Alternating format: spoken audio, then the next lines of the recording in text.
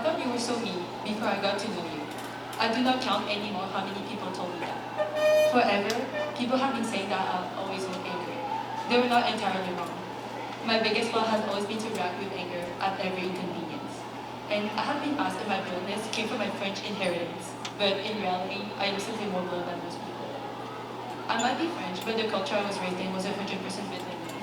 My dad was always very patient with me, and would yell at me at every inconvenience as well.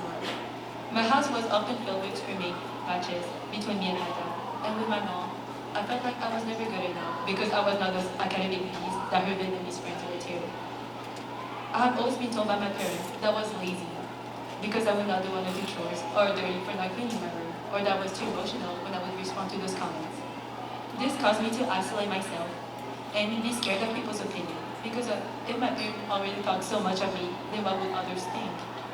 This deeply affected me as a kid, and my only escape was school.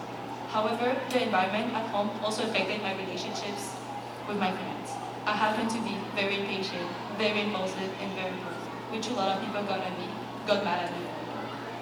But however, I still had many friends who never minded it. And I just wanted to go far away from my home, and that is what I thought of studying abroad.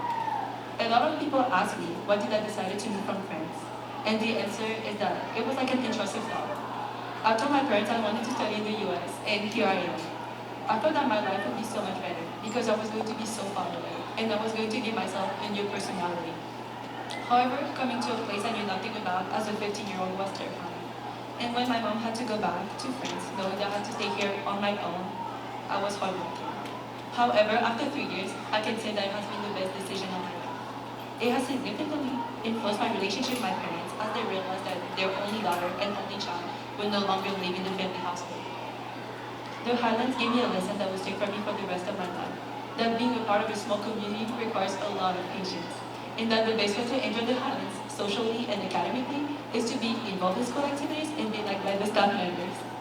The Highland School helped me to work on my flaws. I became way more calm, more patient, and more at peace with myself when I finally built my relationship with God. But most importantly, I was able to open up and finally go past people's opinion, participating in many activities such as cheer, track, stucco, or even fire. And that no matter what you do, people will always have something to say. Being so far away from my parents made me understand that all they wanted was my good. And what I believed to be harassment was for them to show me how evil the work can be. I understood that they called me lazy because they were so hardworking and that I had to stay home on my own since third grade. They called me dirty because they were so disciplined that they would clean once a day while we clean my room once a year. And that they loved me more than anything, showing it through acts of service, for example, by cutting me fruits when I was sick or doing homework. If you know, you know. Preparing my lunch every day or when we come over to the US visit me. I would like to thank my cousins for welcoming me into their home for the past 3 years, even though I wasn't always the tiniest and often had attitude. I would like to thank the class of 2025 for those 3 years I had with y'all, and my teachers, especially Mr. Chakras, for telling me to speak slower whenever give a speech, and for not being able to differentiate me and Vivian. And Mr. Han for putting up with me with my many missing assignments and classes I missed because of track. I would like to thank my friends, JP, for being my partner in crime in calculus and the memories we shared during missions with April. Sophia for the laughs we shared at the senior retreat, talking and flinching during your sleep. And Cecilia, thank you for letting me drink out of your water bottle every day and for all the theology classes and for doing my English homework while I did your math homework. Thank you to my best friend, Abby, with who I would not have survived the senior year and anatomy class. Thank you for the endless love we share, the daily out-of-campus lunches, and visiting colleges together, even in a different state. I know I will always be able to count on you. And for James, for being my biggest supporter, even with my temper, even with the one I share my feelings every day, my wins and my hurts, and also the good times. Even though you aren't here physically, I managed to make you be here somehow. And most importantly, God and my parents, who love me so much that they let her only daughter go thousands of miles away for the sake of her happiness.